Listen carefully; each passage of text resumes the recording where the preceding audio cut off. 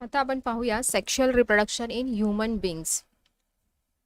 Can you recall which different hormones control the functions of human reproductive systems through chemical coordination.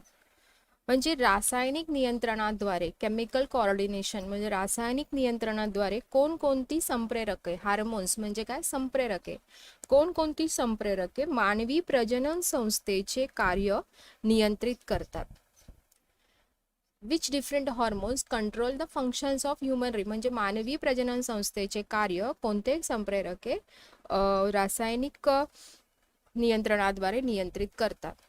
तर पियुषिका ग्रंथीमधून जे FSH आणि LH ही जी संप्रेरके असतात, ही जे हार्मोन्स असतात, हे काय करतात नियंत्रण प्रजनन संस्थेचे कार्य नियंत्रित करतात. ठीक आहे. Second is which hormones are responsible for changes in human body occurring during onset of sexual maturity. तर पुरुषांमध्ये आणि स्त्रियांमध्ये ह्युमन बॉडी म्हणजे पुरुष आणि स्त्रिया दोघांचं विचारलंय. कोणती संप्रेरके वयात येताना सेक्शुअल मॅच्युरिटी म्हणजे वयात येताना शारीरिक बदल घडवण्यास कारणीभूत ठरतात. तर पुरुषांमध्ये टेस्टोस्टेरॉन हे संप्रेरक आणि स्त्रियांमध्ये इस्ट्रोजन हे हार्मोन्स जे आहे टेस्टोस्टेरॉन हे संप्रेरक म्हणजेच हार्मोन्स आणि स्त्रियांमधले इस्ट्रोजन हे हार्मोन्स त्यांना शारीरिक बदल घडवण्यास कारणीभूत ठरतात. Y has the government of India enacted the law to fix the minimum age of marriage as 18 in girls and 21 in boys. लग्नाच्या वेळी मुलीचे वय किमान 18 वर्ष पाहिजे आणि मुलाचे वय किमान 21 वर्ष पाहिजे. या कायद्याचे महत्त्व काय आहे? तर ज्यावेळेस मुलीचे वय 18 होते त्यावेळेस तिची पूर्ण शारीरिक आणि मानसिक वाढ झालेली असते, तर मुलाची शारीरिक मानसिक वाढ ही 21व्या वर्षी होते आणि म्हणून त्या वयात ते लग्नाला पात्र असतात. We have studied in that chapter of heredity and variations that men have XY sex chromosomes and women have XX sex chromosomes. तर आपण मागील पाठामध्ये हे शिकलो आहोत की स्त्रियांमध्ये XX ही लिंग गुणसूत्र असतात तर पुरुषांमध्ये XY ही लिंग गुणसूत्र असतात. And due to this reproductive systems with specific organs develop in the body of men and women due to these sex chromosomes only. या लिंग गुणसूत्रांमुळे म्हणजे जे स्त्रियांमध्ये XX असतं आणि पुरुषांमध्ये XY असतं, तर या लिंग गुणसूत्रांमुळे स्त्री आणि पुरुषांच्या शरीरांमध्ये विशिष्ट अवयव असलेल्या प्रजनन संस्था तयार होतात. X chromosomes is present in men and women whereas Y chromosomes is present in men only. X chromosome जे असतात ते स्त्रियांमध्ये आणि पुरुषांमध्ये दोघांमध्ये असतात, तर Y chromosome जे आहे हे फक्त पुरुषांमध्येच असतात. Now we shall study the structures and function of human reproductive study. आता आपण काय बघणार आहोत मानवी प्रजनन संस्था कशी असते आणि तिचे कार्य कसे चालते याबद्दल अभ्यास करूया. ह्युमन मेल रिप्रोडक्टिव्ह सिस्टम मानवी पुरुष प्रजनन संस्था. Male reproductive system of human consists of testes, various ducts and glands. मानवी पुरुष प्रजनन संस्था जी आहे हिच्यामध्ये एक टेस्टिस म्हणजे वृषण, व्हेरियस डक्ट्स अँड ग्लँड्स म्हणजे ग्रंथी, ग्लँड्स म्हणजे ग्रंथी आणि डक्ट्स म्हणजे नलिका वाहिन्या असतात. यांचं मिळून हे मेल रिप्रोडक्टिव्ह सिस्टम बनलेली असते. Testis are present in the scrotum. वृषण हे वृषण पोषक वृषण कोशामध्ये असते आणि हे वृषण कोश कुठे असते तर आउटसाइड द ॲब्डॉमिनल कॅव्हिटी म्हणजे उदर पोकळीच्या बाहेर वृषण कोश असते ज्याच्यामध्ये हे वृषण असतात testis. Testis content numerous seminiferous tubules. आता हे जे वृषण असतं याच्यामध्ये अनेक अशा नलिका असतात. सेमिनिफेरस ट्युब्युल्स म्हणजे शुक्रजनन नलिका असतात. त्यामध्ये जर्मिनल एपिथेलियम म्हणजे ह्या पेशी आहेत, जनन अधिस्तराच्या पेशी germinal epithelium present in the tubules. त्या नलिकांमध्ये या पेशी असतात आणि या डिवाइड होतात बाय मिओसिस. मिओसिस म्हणजे काय अर्धसूत्री पद्धतीने विभाजित होतात त्या पेशी आणि काय तयार करतात टू प्रोड्यूस स्पर्म्स शुक्राणू शुक्रपेशी तयार करतात. Understand? Germinal epithelium presents in the tubules divide by meiosis to produce sperms. Those sperms, ते जे शुक्रपेशी, त्या ज्या शुक्रपेशी तयार झाल्या आहेत, those sperms are sent forward through various tubules. आणि ह्या शुक्रपेशी विविध नलिकाद्वारे, ट्युब्युल्स म्हणजे काय तर नलिकांद्वारे पुढे पाठवल्या जातात. त्या नलिकांचा क्रम कसा आहे तर सर्वात पहिले sequence of those tubule is as rete testis, ज्याला वृषण जालिका असं म्हणतात. पहिले ते शुक्राणू वृषण जालिकेमधून व्यास एफेरन्स म्हणजे अपवाहिनी, मराठीमध्ये अपवाहिनी, नंतर एपिडॅमिस म्हणजे अधिवृषण, नंतर व्यास डेफरन्स म्हणजे शुक्रवाहिनी, नंतर इजॅक्युलेटरी डक्ट दॅट इज रस्कलन वाहिनी, आणि नंतर लास्टला युरिनोजेनिटल डक्ट म्हणजे मूत्रजनन वाहिनी. असा त्यांचा प्रवास होतो. As a sperms are push forward from one duct to next, तर पहिल्या वाहिनीतून दुसऱ्या वाहिनीकडे ज्यावेळेस ते पुश होत असतात त्यावेळेस ते मॅच्युअर पण होत असतात, परिपक्व होऊन त्यांचे and able to fertilise the ovum, परिपक्व होत असतात आणि परिपक्व होऊन ते फलन करण्यास पात्र बनतात. इथे तुम्हाला male reproductive systems of human he diagram दिली आहे, ज्याच्यामध्ये प्रत्येक अवयव कोणते आहेत आणि कुठे असतात हे दर्शवलेलं आहे. Okay. Seminal vessels secret their secretion in ejaculatory duct. Seminal vessels म्हणजे जो शुक्राशयाचा जो स्राव असतो तो रस्कलन ग्रंथीमध्ये स्त्रवला जातो. Seminal vessels secretes their secretion in seminal vessels secrete their secretion in ejaculatory duct, whereas prostate gland and Cowper's gland secrete their secretions in urinogenital duct. तर ह्या ज्या ग्रंथी आहेत कोणत्या तर पुरस्थ ग्रंथी म्हणजेच प्रोस्टेट ग्लँड्स अँड काउपर्स ग्रंथी, त्यांचा जो स्त्राव आहे तो मूत्रजनन वाहिनीमध्ये स्त्रवतो आणि सेमिनल वेसल्सचा जो म्हणजे शुक्राशयाचा जो स्त्राव आहे तो इजॅक्युलेटरी डक्ट्समध्ये स्त्रवला जातो. Semen is form of sperms and secretions of all those glands. तर हे सगळे स्त्राव जे इथे स्त्रावतात ग्रंथींमध्ये ते आणि शुक्राणू हे मिळून सिमन्स तयार होतं, ज्याला वीर्य असे म्हणतात, ते तयार होते. Semens is ejaculated out through penis, आणि हे वीर्य शिश्नाद्वारे, पेनिस म्हणजे शिश्नाद्वारे बाहेर सोडले जातात. All the organs of male reproductive systems are pair except urinogenital duct, prostate gland, penis and scrotum. Urinogenital duct म्हणजे काय तर मूत्रजनन वाहिनी आणि पेनिस वगळता बाकीच्या सर्व ज्या अवयव आहेत मेल रिप्रोडक्टिव्ह सिस्टम मधले ते कसे असतात, प्रत्येकाची एक एक जोडी असते. Okay. Human female reproductive system. All organs of female reproductive systems are in abdominal cavity. तिथे मानवी प्रजनन संस्थेमध्ये ते जे अवयव असतात female reproductive system male reproductive सिस्टममध्ये ते उदर पोकळीच्या बाहेर असतात. तर इथे all organs of female reproductive system हे कुठे असतात, उदर पोकळीमध्येच असतात. It includes pair of ovaries, pair of oviduct, single uterus and vagina. तर फिमेल म्हणजे स्त्री प्रजनन संस्थेमध्ये काय काय असते तर एक अंडाशयाची जोडी आहे, एक अंडनलिकेची जोडी असते, एक गर्भाशय आणि एक योनी, युट्रस म्हणजे गर्भाशय, and a vagina. Besides a pair of Bartholin gland is also present. त्या व्यतिरिक्त एक मूत्रमार्गाची ग्रंथी सुद्धा त्याच्यामध्ये असते. Generally every month an ovum is released in abdominal cavity alternately from each ovary. प्रत्येक महिन्याला एक अंडपेशी एव्हरी मंथ, आणि ओव्हम म्हणजे काय अंडपेशी ही रिलीज केली जाते इन ॲब्डॉमिनल कॅव्हिटी उदर पोकळीमध्ये अल्टरनेटली फ्रॉम इच ओव्हरी. म्हणजे ह्या ज्या दोन ओव्हरीज असतात, दोन अंडाशय म्हणजे एक एक जोडी असते अंडाशयाची, म्हणजे दोन अंडाशयामधनं प्रत्येक महिन्याला एक एक अंडपेशी आळीपाळीने एकेका अंडाशयातून उदर पोकळीमध्ये सोडली जाते. Free end of oviduct is funnel like. अंडनलिका ओव्हिडक्ट, अंडनलिकेचा जो तो केंद्राचा जो भाग असतो, टोकाचा जो भाग असतो, सॉरी केंद्राचा नाही, टोकाचा जो भाग असतो हा नरसाळ्यासारखा असतो, लाईक फनल. ठीक आहे. And opening is present at the centre of it, आणि त्याच्या केंद्रभागी एक छिद्रे असते. And opening is present at the centre of it. oocyte enters the oviduct through that opening.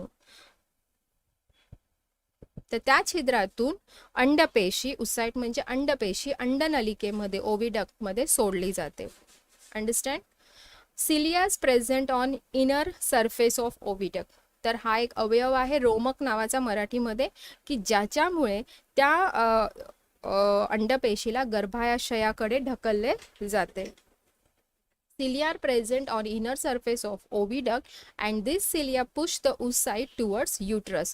म्हणजे ह्या अंडपेशीला युट्रसकडे ढकलण्याचं काम हे सिलिया नामक अवयव करत असतात. देन गॅमिट फॉर्मेशन म्हणजे युग्मक निर्मिती. Formation of zygote by union of sperm and ovum is called as fertilisation. शुक्रपेशी आणि अंडपेशी यांचा जो संयोग होऊन एक संयोग होतो आणि युग्मक निर्मिती होते, ह्या युग्मक यालाच काय म्हणतात, फर्टिलायझेशन म्हणजे फलन असे म्हणतात. Fertilisation is internal in humans.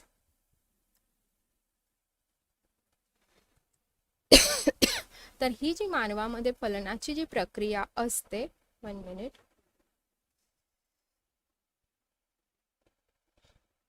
कुठे चाललंय,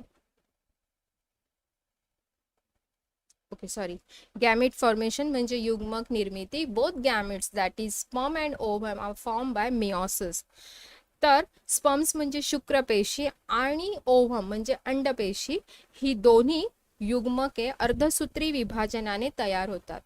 हे दोन्ही गॅमेट्स म्हणजेच युग्मके कसे तयार होतात, अर्धसूत्री विभाजनामध्ये. पुरुषांमध्ये स्पर्म्स आणि स्त्रियांमध्ये ओव्हम म्हणजे अंडपेशी तयार होतात अर्धसूत्री विभाजनाने.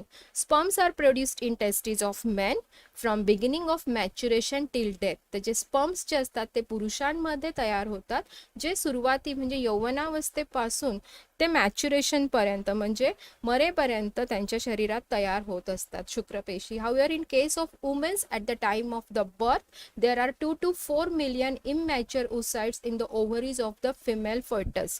म्हणजे स्त्री भ्रूणाच्या जन्मावेळी जेव्हा एखादी मुलगी जन्माला येते तेव्हा तिच्या अंडाशयामध्ये 2 ते 4 दशलक्ष इतक्या मोठ्या संख्येत अपक्व अशा अंडपेशी असतात.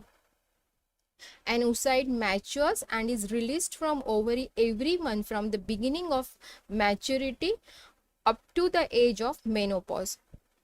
नंतर स्त्रीच्या अंडाशयामध्ये मात्र यौवनावस्थेपासून म्हणजे तरुणपणापासून पुढे रजो निवृत्तीच्या वयापर्यंत एकेका अंडाशयाचं परिपक्वन होतं आणि तिचं ते अंडमोचन होते.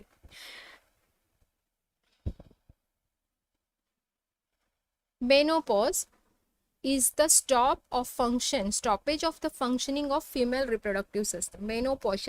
मेनोपॉज म्हणजे रजोनिवृत्ती, जी वयाच्या 45 अप्रॉक्सिमेटली 45 इयर्स ऑफ एज म्हणजे स्त्रीच्या 45व्या वर्षी 40 ते 45 या वयामध्ये रजोनिवृत्ती हा काळ येतो. ते काय असतं तर मेनोपॉज, इंग्लिशमध्ये त्याला मेनोपॉज म्हणतात. Menopause is a stoppage of functioning of female reproductive system. म्हणजे स्त्री प्रजनन संस्थेचे जे कार्य आहे ते वयपरत्वे थांबण्याला रजोनिवृत्ती असे म्हणतात. At the age of about 45 to 50 years, secretion of the hormones controlling the functions of female reproductive systems either stops or becomes irregular. म्हणजे वयाच्या 45 ते 50 वर्षादरम्यान स्त्रीच्या शरीरामध्ये जे प्रजनन संस्थेचे कार्य नियंत्रित करणारी जी संप्रेरके असतात त्यांचं स्त्रवण विस्कळीत होतात आणि त्यामुळे त्यांची रजोनिवृत्ती येते. अंडरस्टँड नाव. फर्टिलायझेशन म्हणजे फलन. Formation of the zygote by union of sperm and ovum is called as fertilisation.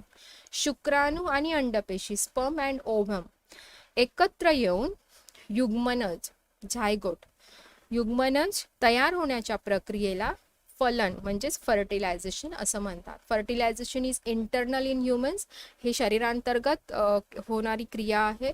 Semen is ejaculated in vagina during copulation, समागमावेळी स्त्रीच्या योनी मार्गामध्ये वीर्य रसकलित केले जाते आणि sperms in the number of few million starts their journey by the route of vagina uterus ओव्हिटम.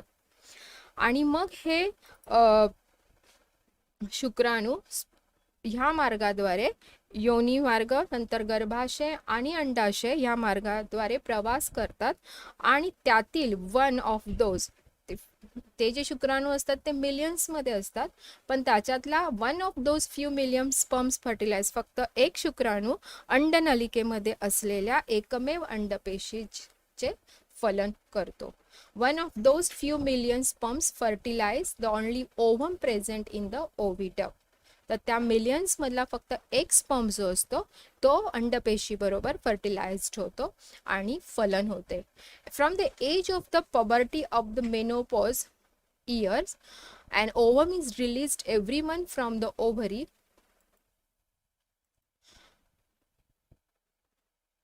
That is, out of 2 to 4 million oocytes, approximately only 400 oocytes are released up to age of menopause, remaining oocytes under degenerations.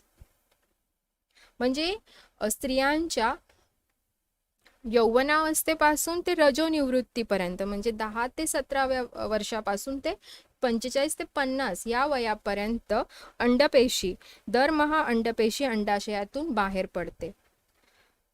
म्हणजेच दर महिन्याला एवढ्या अंडपेशी, एक अंडपेशी अंडाशयातून बाहेर पडते. म्हणजे रजोनिवृत्ती होईपर्यंत, म्हणजे वयाच्या 45 ते 50 वर्षापर्यंत 2 ते 4 दशलक्ष अंडपेशींपैकी साधारण फक्त 400 अंडपेशी अंडपेशीतून बाहेर पडत असतात अंडाशयातून. आणि बाकीच्या रिमेनिंग oocytes अंडरगो डिजेनरेशन, म्हणजे उरलेल्या सर्व अंडपेशी नाश पावतात.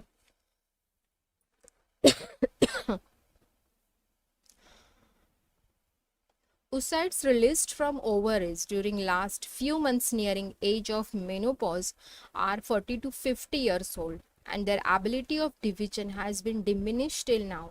And due to this, they cannot complete meiotic division properly, and if such oocytes are fertilized, the newborn produced from them may be with some abnormalities like Down's syndrome. म्हणजे काही ज्या स्त्रिया असतात त्या वयाच्या जास्त वय असलेल्या ज्या स्त्रिया असतात त्यांच्यामध्ये त्या जर म्हणजे त्या जर प्रेग्नंट राहिल्या तर त्यांना होणारे बाळ कधी कधी हे काहीतरी त्यांच्यामध्ये ॲबनॉर्मॅलिटीज असतात. तर असं का होतं, तर जेव्हा रजोनिवृत्तीचं वय, म्हणजे ज्यावेळेस तिचं वय वाढतं, रजोनिवृत्तीचं वय जवळ यायच्या वेळेस काय होतं, तर अंडाशयातून ज्या पेशी बाहेर पडत असतात त्या 40 ते 50 वर्ष जुन्या पेशी असतात आणि त्यामुळे त्यांचं जे विभाजन असतं, अर्धगुणसूत्र विभाजन, their ability of division has been diminished. म्हणजे काय होतं, त्यांची जी विभाजनाची क्षमता असते ती कमी झालेली असते आणि त्यामुळे त्यांचं विभाजन पूर्णपणे त्या करू शकत नाहीत. त्यांचं विभाजन पूर्ण होत नाही. ड्यू टू दिस त्यांची क्षमता कमी झाली असल्यामुळे due to this they cannot complete meiotic division properly. आणि मग अशा अंडपेशी, if such oocytes are fertiliser, अशा अंडपेशी ज्या स्वतःचं विभाजन पूर्णपणे करू शकत नाही, त्या जर फलित झाल्या तर त्यापासून जे अपत्य तयार होईल ते व्यंगसहित असेल, ज्यांना डाऊन सिंड्रोम नावाचे काही व्यंग असते. त्यामुळे वय जास्त असणाऱ्या स्त्रीला जर गर्भ राहिला तर त्याच्यात काही ना काही ॲबनॉर्मलिटीज असण्याची शक्यता असते. माहीत आहे का तुम्हाला, do you know the chromosomes number in germ cells producing the gametes are diploid, that is 2n. तर युग्मक तयार करणाऱ्या ज्या पेशी असतात त्यांच्यामध्ये गुणसूत्रांची संख्या ही द्विगुणी, डिप्लॉइड म्हणजे द्विगुणी, म्हणजेच 2n असते. It includes 22 pairs of autosomes and 1 pair of sex chromosomes, that is 44 plus XX or 44 plus XY. म्हणजे त्याच्यामध्ये अलिंगी ऑटोझोम्स अलिंगी गुणसूत्रांच्या 22 जोड्या असतात आणि एक जोडी लिंग गुणसूत्रांची असते. ठीक आहे. या पेशी this germs cells divide by meiosis, ह्या अर्धगुणसूत्री विभाजनाने विभाजित होतात. And due to this gametes contain only haploid number of chromosome. अर्धगुणसूत्री विभाजनाने विभाजित झाल्यामुळे त्यांचं हॅप्लॉइडमध्ये म्हणजे एक गुणी पेशी तयार होतात. Two types of sperms are produced as 22 plus X or 22 plus Y, whereas oocytes produced of only one type as 22 plus X. तर शुक्रपेशी ज्या असतात म्हणजे ज्या पुरुषांमध्ये तयार होतात त्या 22 प्लस एक्स किंवा 22 प्लस वाय अशा तयार होतात. तर स्त्रियांमध्ये अंडपेशी ज्या तयार होतात त्या एकाच प्रकारच्या असतात, त्या असतात 22 plus X. Both sperms and oocytes are produced by meiosis. शुक्राणू किंवा अंडपेशी या मिओसिस म्हणजे अर्धगुणसूत्री विभाजनाने तयार होतात. In case of sperms, process of meiotic division is completed before the sperms leave male reproductive tract. तर शुक्राणूंच्या बाबतीत जेव्हा ते बाहेर पडतात, वृषणामधून बाहेर पडण्यापूर्वीच त्यांची अर्धसूत्री विभाजनाची प्रक्रिया पूर्ण होते. It's completed before sperms leave male reproductive tract. However, in case of oocytes, तर परंतु स्त्रियांमध्ये अंडपेशींबाबत process of the meiotic division completes after ovulations, that is during fertilisation in oviduct. अंडपेशींबाबत अर्धसूत्री विभाजनाची जी प्रक्रिया आहे ती अंडाशयातून बाहेर पडल्यानंतरच अंडनलिकेमध्ये फलनावेळी पूर्णत्वास जाते. डेव्हलपमेंट अँड बर्थ म्हणजे विकास आणि जन्म. The zygote form after fertilization in the oviduct undergo repeated mitotic divisions and embryo is formed.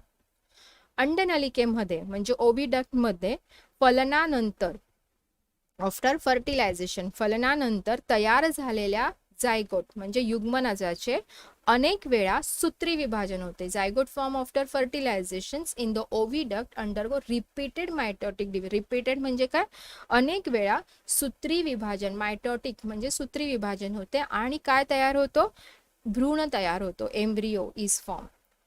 ठीक आहे. Meanwhile it is push towards uterus आणि मग तो भ्रूण जो असतो त्याचं गर्भाशयाच्या दिशेने त्याला पुश केलं जातं, त्याचं मार्गक्रमण त्या दिशेने होते. Once it reaches the uterus, एकदा तो गर्भाशयामध्ये पोहोचला नंतर त्याची तिथे वाढ होते. It is implanted and further development occur after implantation, तिथे त्याची वाढ होते. And organ called as placenta is form for supply of fluid. आईकडून त्या मुलाला सर्व जेवण हे प्लासेंटा नामक अवयवाद्वारे पोहोचवलं जातं, ज्याला मराठीमध्ये अपरा असं म्हणतात.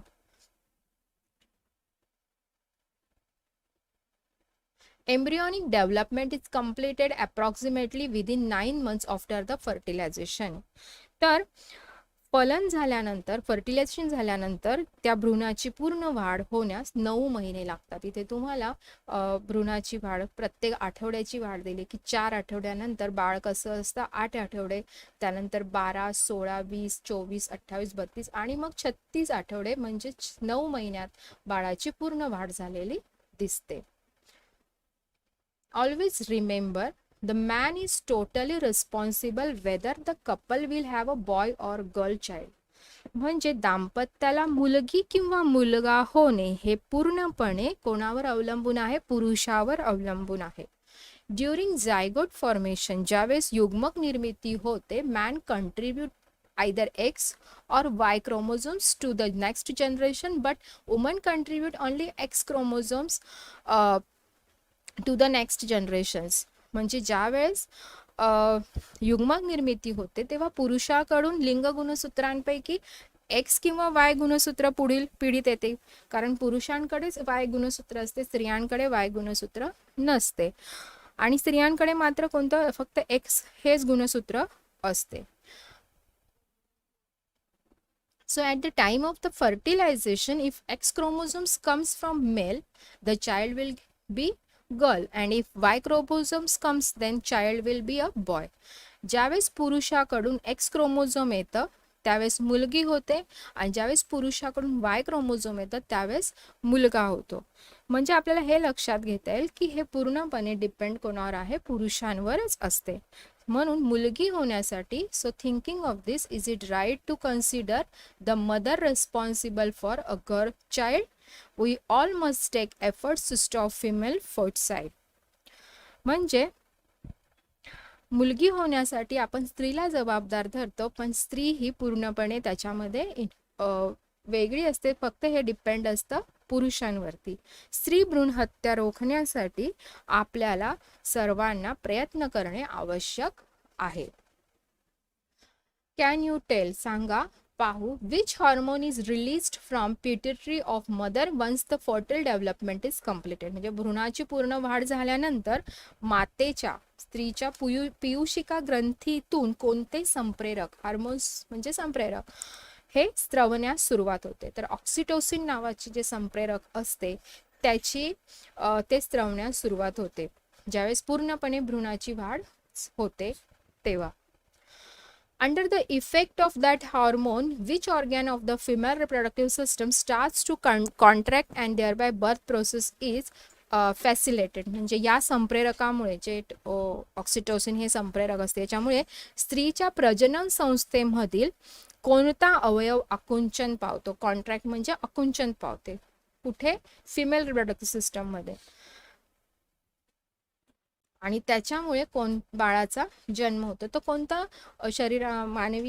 स्त्रीच्या शरीर प्रजनन संस्थेमधील कोणता अवयव आकुंचित पावतो बाळाच्या जन्माच्या वेळेस? तर युट्रस, दॅट इज गर्भाशय.